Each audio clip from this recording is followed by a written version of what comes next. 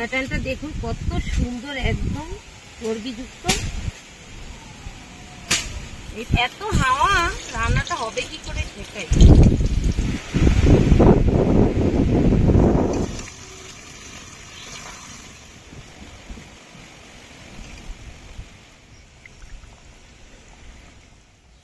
বন্ধুরা, মাটন কারির পাতলা ঝোলটা হয়ে গেছে, এখন নামিয়ে দেব।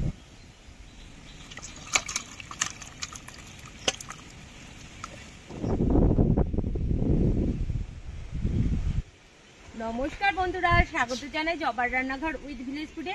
আজকের রেসিপি মাটন কারি। ভিডিওটি সম্পূর্ণ দেখবেন, ভালো লাগলে লাইক কমেন্ট শেয়ার করে দেবেন। ফলো এবং সাবস্ক্রাইব করতে ভুলবেন না কিন্তু। আকাশটা পুরো মেঘলা। মশলাগুলো বেটে নেব।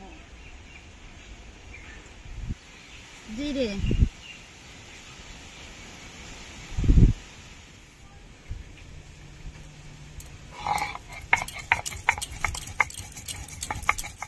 জিরে, আদা, রসুন বেটে নিয়েছি। লঙ্কাটাও বাটা হয়ে গেছে, তুলে নেব।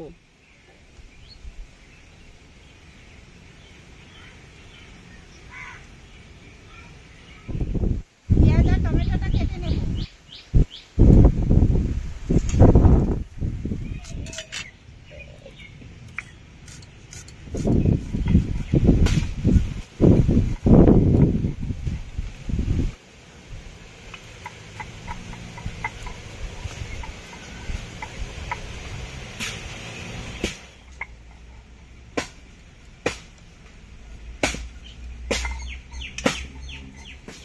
দেখুন বন্ধুরা, এখানে 800 গ্রাম মটন আছে।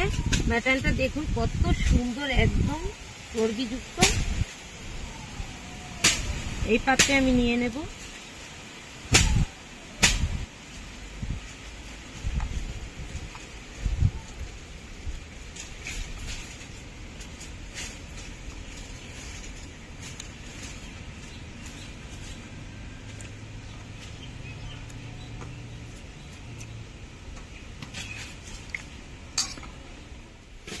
মাটনটা ম্যারিনেট করে নেব।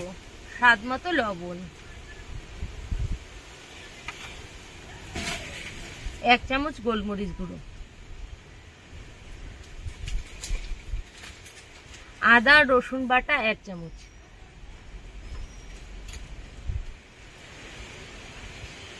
টক দই দিয়ে দেবো 2 চামচ।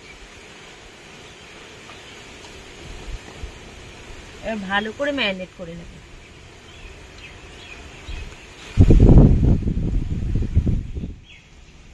মাটনটা ভালো করে ম্যারিনেট করে নিতে হবে।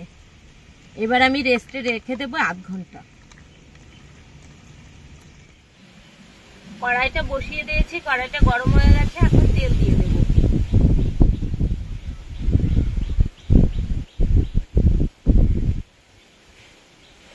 তেল গরম হয়ে গেছে, আলুগুলো দিয়ে দেব। এত হাওয়া, রান্নাটা হবে কি করে সেটাই। আলুটা ভাজার সময় অল্প একটু লবণ দিয়ে দেব, অল্প একটু হলুদ গুঁড়ো। হলুদটা বেশি দিতে যাবেন না, তাহলে কিন্তু তেলটা পুড়ে যাবে।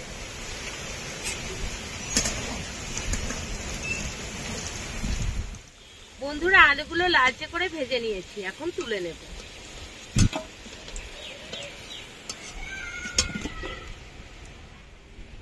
গোটা শুকনো লঙ্কা, তেজপাতা, গোটা গরম মশলা 2টো,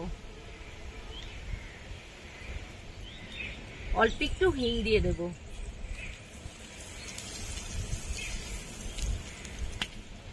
গোটা জিরে,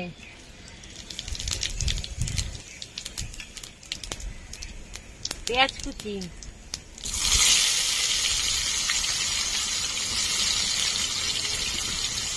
টমেটো কুচি, পেঁয়াজ আর টমেটোটা ভালো করে ভেজে নেব।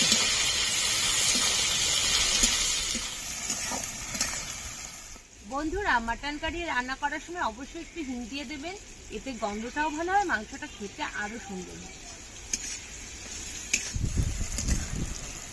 পেঁয়াজগুলো লাল লাল করে ভেজে নিয়েছি, এখন দিয়ে দেবো আদা বাটা, রসুন বাটা। আদা রসুন দিয়ে কিছুক্ষণ নেড়ে নেব। আদা রসুনের কাঁচা গন্ধ চলে গেছে। এখন দিয়ে দেবো জিরে বাটা, শুকনো লঙ্কা বাটা,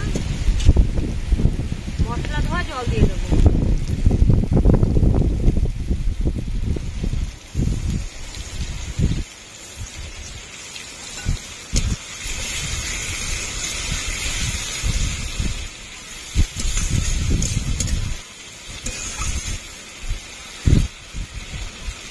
অল্প করে লবণ দেবো, ম্যারিনেট করার সময় লবণটা দেওয়া আছে।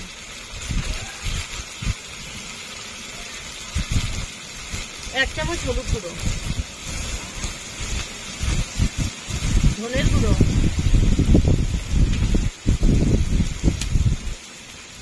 কাশ্মীরি রেড চিলি পাউডার,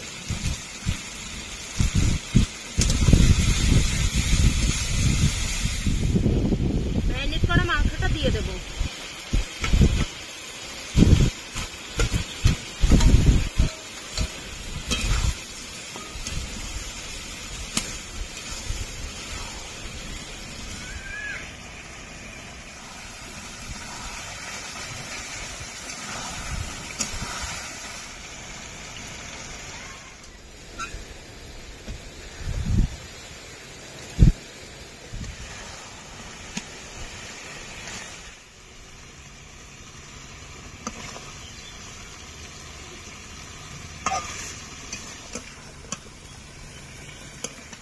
এবার ভেজে রাখা আলুগুলো দিয়ে দেব।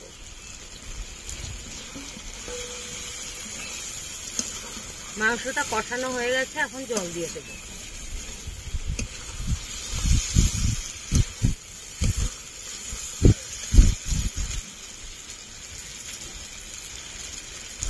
গরম জল দিয়ে দেব।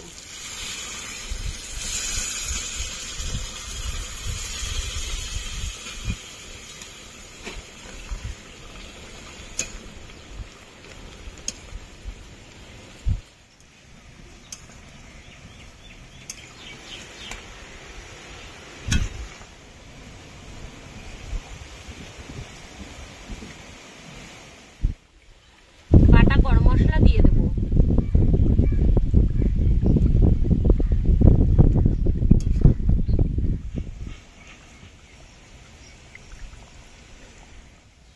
বন্ধুরা, মাটন কারির পাতলা ঝোলটা হয়ে গেছে, এখন নামিয়ে দেবো।